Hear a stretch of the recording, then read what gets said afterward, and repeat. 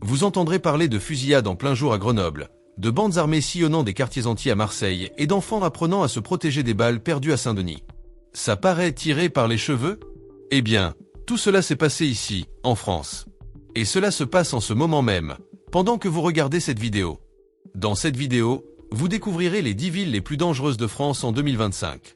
Mais plus que de froides statistiques, ce que je vais vous montrer, ce sont des histoires vraies, des situations qui ont bouleversé les routines de familles entières, et un portrait que peu ont le courage de montrer, celui d'un pays en mutation, où la violence n'est plus une exception et fait partie du quotidien. Peut-être habitez-vous près d'une de ces villes. Connaissez-vous quelqu'un qui y habite? Ou peut-être êtes-vous sur le point de comprendre pourquoi tant de Français ont peur de sortir de chez eux, de prendre les transports en commun ou tout simplement de marcher dans la rue la nuit. Marseille. Avez-vous déjà entendu dire que Marseille est dangereuse? Eh bien, c'est vrai, mais ce que beaucoup de gens ne comprennent pas, c'est parce que cette ville, belle, chargée d'histoire et qui possède l'un des ports les plus importants d'Europe, est devenue le centre de tant de tensions. Marseille n'est pas seulement une grande ville. C'est un intense mélange de cultures, passée et présente. Mais ces dernières années, et surtout en 2025, ce qui effraie vraiment ses habitants et ses visiteurs, c'est la montée des violences liées à la drogue. Et il ne s'agit pas de cas isolés.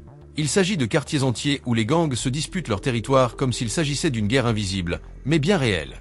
Vous connaissez cette atmosphère tendue que l'on ressent en marchant dans certaines rues, comme si quelque chose allait se produire? À Marseille, c'est de plus en plus fréquent. Des fusillades ont été signalées en plein jour, des explosions de voitures. La police mène des opérations presque chaque semaine, et pourtant, le sentiment d'insécurité persiste. De nombreux habitants disent vivre dans la peur de sortir le soir. Et pire encore, les criminels sont de plus en plus jeunes. Des adolescents armés jusqu'aux dents pour quelques centaines d'euros. Bien sûr, cela ne signifie pas que toute Marseille est dangereuse. Il y a de beaux quartiers paisibles, avec des familles qui y vivent depuis des décennies et qui aiment la ville. Mais on ne peut plus ignorer que certains quartiers sont complètement hors de contrôle. Des quartiers comme les quartiers nord sont devenus le symbole de cette crise. Et pourquoi cela vous concerne-t-il? Parce que cette réalité commence déjà à se répandre. Ce qui se passe à Marseille aujourd'hui pourrait frapper à la porte d'autres villes françaises. L'ignorer est dangereux. Et le comprendre est la première étape pour se protéger. Envie de savoir ce qui se passe à Montpellier? Accrochez-vous, car ce qui s'y passe vous surprendra aussi. Montpellier. Parlons maintenant de Montpellier. Et si vous pensez encore que les villes du sud de la France sont synonymes de soleil, de vin et de tranquillité, vous feriez mieux d'y prêter attention.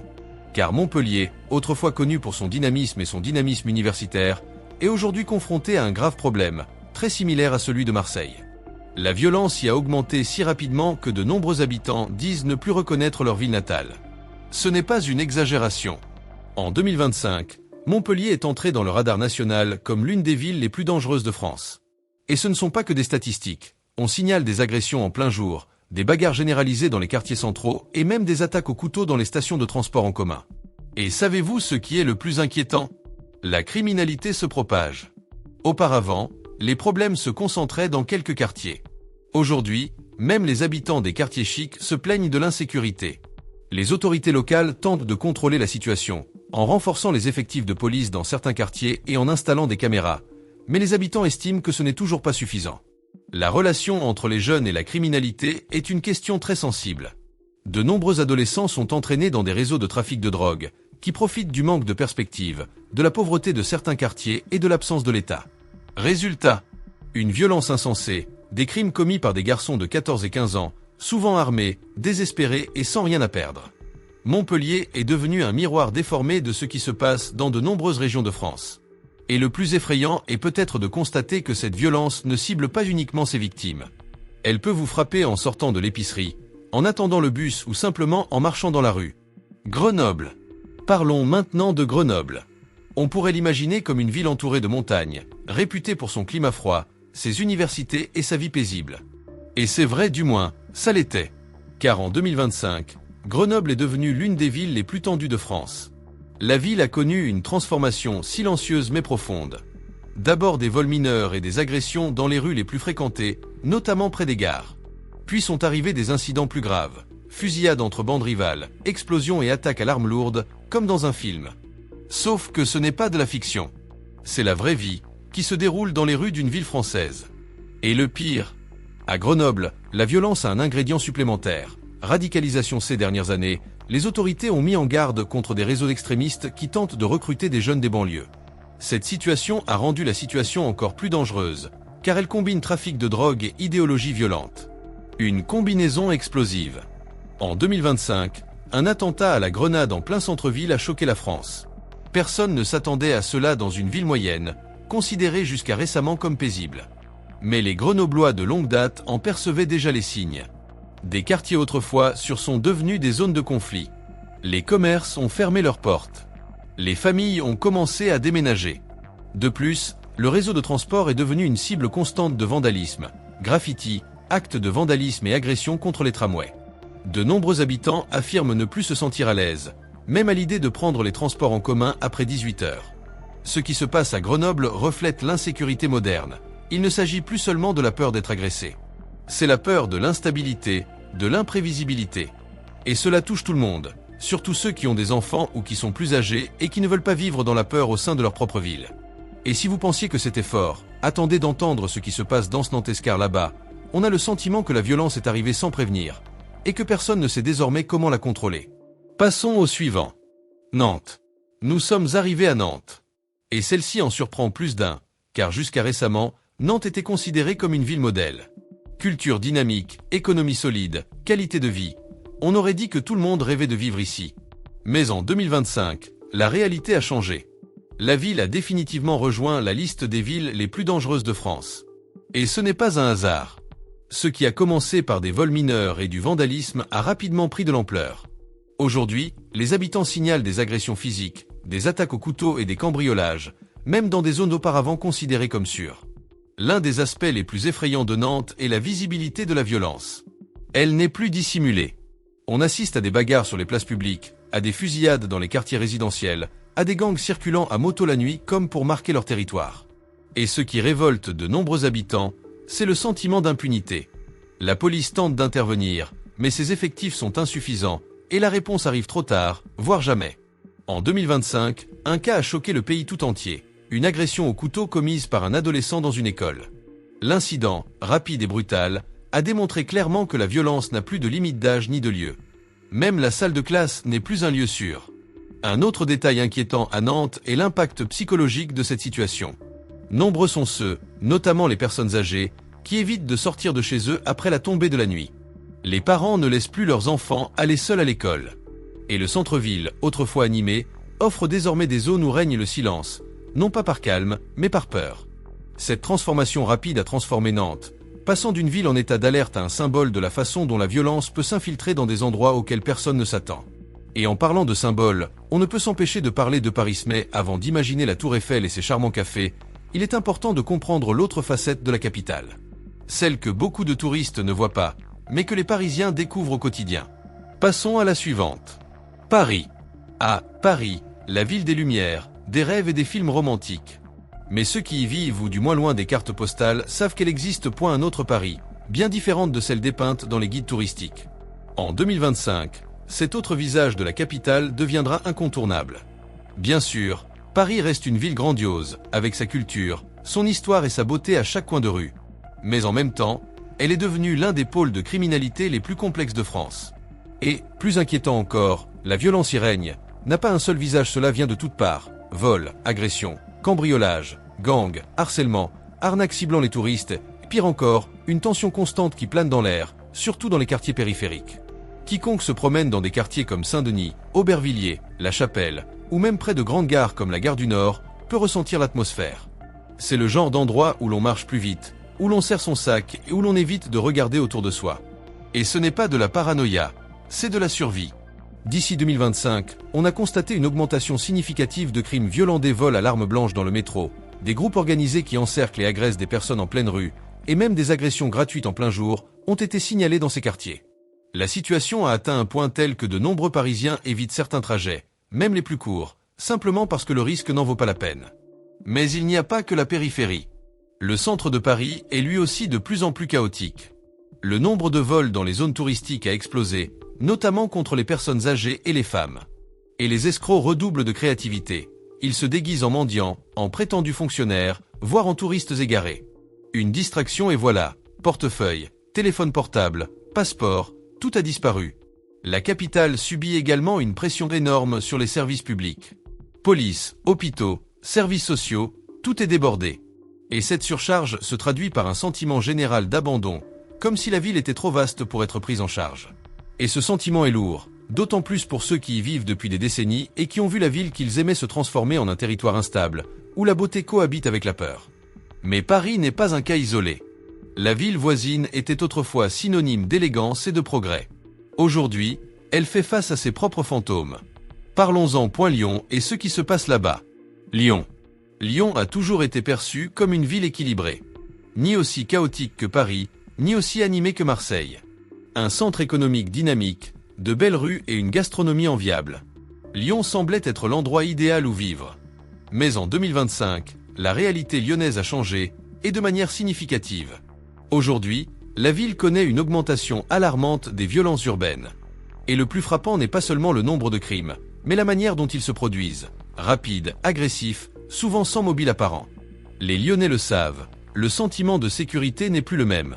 Le centre-ville, autrefois bouillonnant de vie, est devenu le théâtre d'une série de vols. Des magasins sont cambriolés en plein jour, des touristes sont suivis et des personnes distraites perdent leurs sacs, téléphones portables et documents.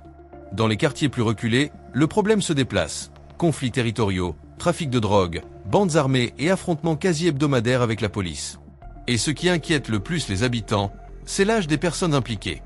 De plus en plus de jeunes, âgés de 13 et 14 ans, sont impliqués dans des crimes graves. Il n'est pas rare de voir dans les médias un garçon arrêté avec un couteau dans son sac à dos ou surpris en train de vendre de la drogue à la demande de trafiquants plus âgés. C'est comme si la ville avait perdu le contrôle de sa propre jeunesse. Un autre problème critique concerne les attaques gratuites, notamment dans les transports en commun. Des personnes sont battues simplement parce qu'elles regardent dans la mauvaise direction, des personnes âgées sont poussées dans les escaliers du métro, des femmes sont harcelées et agressées verbalement. Tout cela est fréquent, mais fait rarement la une des journaux. Et derrière tout cela, il y a ce que beaucoup de résidents appellent en silence institutionnel, la police est souvent débordée. Il y a un manque de moyens, un manque d'agents et un manque de peur. Les Lyonnais sont de plus en plus méfiants envers toutes et tous. C'est une ville où l'on regarde constamment par-dessus son épaule. Et vous savez ce qui est pire ? Beaucoup de gens commencent à se taire, comme si la violence était normale. Comme si ce genre de vie devait être accepté. Mais ce n'est pas normal. Ça ne devrait pas l'être. Et si vous pensiez que les villes touristiques étaient à l'abri de cela, attendez de voir ce qui se passe dans ce bon. Le prochain épisode de la liste vous montrera que même la Côte Bleue peut cacher de sombres dangers. Continuons. Bon. Nice. Rien qu'à entendre ce nom, beaucoup imaginent la mer Bleue, le soleil qui brille sur la promenade des Anglais, des touristes souriants, une glace à la main. Mais derrière cette image idyllique, Nice connaît l'une des croissances de la criminalité urbaine les plus discrètes et les plus dangereuses de 2025. Oui, Nice reste l'une des destinations touristiques les plus célèbres de France. Mais c'est précisément pour cette raison qu'elle est devenue cible facile. Les arnaques touristiques sont devenues si courantes qu'elles font désormais partie du quotidien. Poches percées, portefeuilles volés et téléphones portables volés en quelques secondes par des individus qui savent parfaitement ce qu'ils font. Et ce ne sont pas des amateurs. Nombre de ces crimes sont commis par des groupes organisés opérant en plein jour, au cœur de l'agitation de la plage. Mais le problème ne s'arrête pas là. Ces dernières saisons, on a constaté une augmentation significative du trafic de drogue dans le port. Les bateaux qui arrivent avec des touristes apportent souvent plus que de simples bagages. Ce milieu clandestin est le foyer de gangs, d'argent sale et d'une violence qui, peu à peu, se propage dans les quartiers de la ville.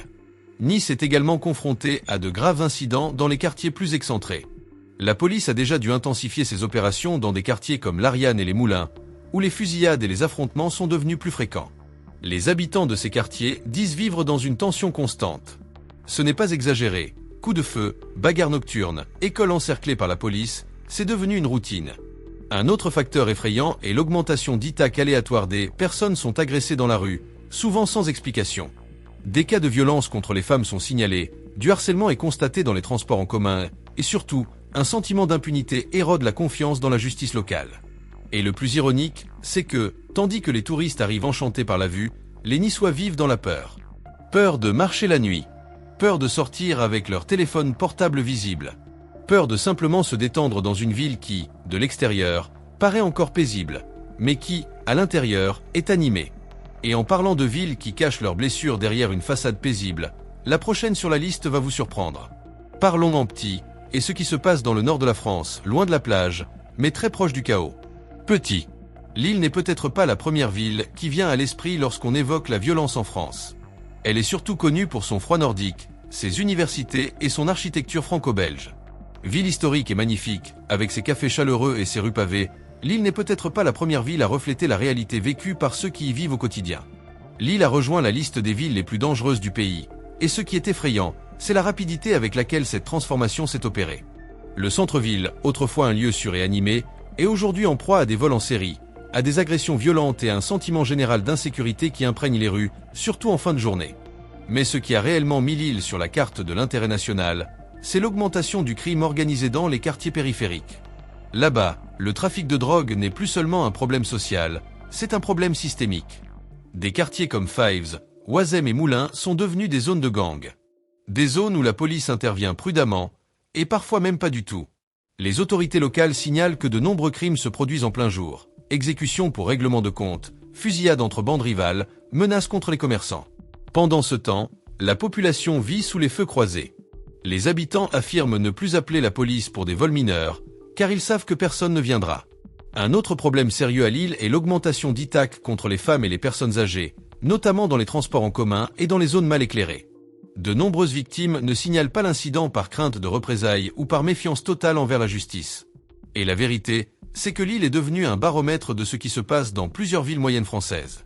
Des villes où la croissance urbaine ne s'accompagne pas de mesures de sécurité, où les jeunes vulnérables sont devenus des cibles faciles pour la criminalité et où la population commence à s'habituer à la peur, ce qui est peut-être le signe le plus dangereux de tous. Mais si vous pensez que seules les grandes villes peuplées sont dans cette situation, attendez de l'entendre. Toulouse, ce qui se passe là-bas est le reflet direct de tout ce dont nous avons parlé, mais avec une intensité que peu de gens attendaient. Passons à autre chose. Toulouse. Toulouse a toujours eu une atmosphère particulière. Surnommée la « Ville Rose », avec ses briques rouges, son charme méridional, sa vie universitaire dynamique et son mélange de tradition et de technologie grâce à la présence de l'industrie aérospatiale. De l'extérieur, tout semble harmonieux. Mais en 2025, Toulouse a définitivement été classée parmi les villes les plus dangereuses de France, et ce n'est pas exagéré. La ville a été confrontée à une écrouissance constante de la violence urbaine, et le plus inquiétant est la façon dont le phénomène s'est propagé dans des lieux autrefois considérés comme paisibles. Vols dans les parcs, bagarres sur les places publiques, vols dans les supermarchés, c'est devenu monnaie courante. Ce ne sont pas des cas isolés. C'est un phénomène qui se produit tous les jours, dans des quartiers différents, avec des visages différents. Aux abords du centre historique, des quartiers comme Ampalo, Bagatelle et Mirail sont désormais des zones où de nombreux habitants vivent dans la peur. La police y rencontre déjà une résistance directe. Ce sont des zones où les gangs s'organisent, contrôlent les points de vente de drogue et imposent une sorte de loi qui leur est propre. Et tout cela au cœur du sud de la France. En 2025, un incident à Toulouse a suscité une attention nationale. Une fusillade en plein jour, près d'une école. Plus de 30 coups de feu ont été tirés. Des enfants se sont jetés à terre, des enseignants ont tenté de protéger leurs élèves, des parents désespérés ont fui. Cela ne s'est pas produit en temps de guerre, mais dans une ville française, un matin de fête. Outre la violence armée, un autre problème grandit à Toulouse.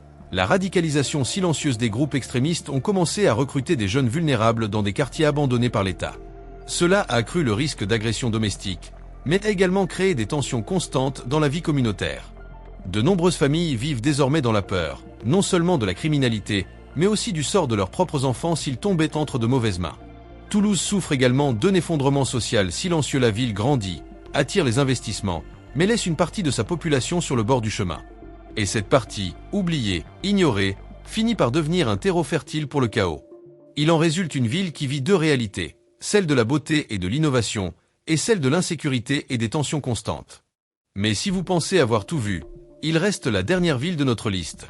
Et c'est peut-être l'une des plus symboliques en matière d'abandon, de peur et d'invisibilité. Car Saint-Denis, malgré sa proximité avec Paris, semble être un monde à part. Et ce qui s'y passe est bien plus qu'un problème local. Passons à la dernière. Saint-Denis. Parler de Saint-Denis, c'est toucher une plaie ouverte de la France moderne. Et non, il ne s'agit pas d'une ville lointaine, isolée sur la carte. Saint-Denis est tout près de Paris, à quelques minutes de la Tour Eiffel. Mais quiconque y met les pieds a immédiatement l'impression d'y pénétrer. Un autre monde, un monde marqué par la tension, les inégalités et la peur. Saint-Denis était autrefois un symbole de diversité culturelle, de résistance et de force populaire. Mais aujourd'hui, en 2025, elle est surtout connue pour taux de criminalité élevés, à travers les zones où la police entre en groupe et avec des gilets pare-balles, et à travers une jeunesse qui a grandi sans opportunité et avec une colère accumulée. La violence ici n'est pas isolée. Elle est structurelle. Elle est présente dans le trafic de drogue qui domine des quartiers entiers. Elle est présente dans les bagarres de rue généralisées. Elle est présente dans les attaques au couteau dans les stations de métro. Elle est présente dans les affrontements entre gangs, qui impliquent souvent des adolescents brandissant des armes lourdes. Les habitants signalent des fusillades nocturnes, des voitures incendiées, des écoles vandalisées et des ambulances évitant certains itinéraires par crainte d'être attaquées. Et encore plus grave, l'absence de l'État de nombreux habitants disent vivre comme oubliés, laissés pour compte. La présence policière est insuffisante. Les services publics sont défaillants. Les commerces ferment tôt. Et lorsqu'un incident survient, la réponse est tardive, voire absente. En 2025, ce qui a le plus choqué la France, c'est la naturalisation de la peur. À Saint-Denis, les enfants savent déjà se protéger des coups de feu. Les femmes évitent de sortir seules. Les personnes âgées ferment leurs portes à clé à 17h. Ce n'est pas la vie, c'est la survie. Et malgré les annonces d'investissement, les plans de revitalisation et les promesses du gouvernement, les habitants ont l'impression que rien ne change. La violence revient, les tensions s'intensifient et l'abandon est devenu une routine. Résultat, une population lasse, méfiante et surtout, qui se sent oubliée par un pays situé à quelques kilomètres de là, mais qui semble vivre dans une réalité différente. Saint-Denis n'est pas seulement un symbole de violence urbaine. C'est le portrait d'une profonde fracture en France en 2025. Une fracture entre ce qui est visible aux yeux du monde et ce qui est caché au sein même du pays. Et maintenant que vous connaissez les 10 villes les plus dangereuses de France en 2025, la question demeure, cette réalité se propage-t-elle ? Sommes-nous prêts à affronter la suite ?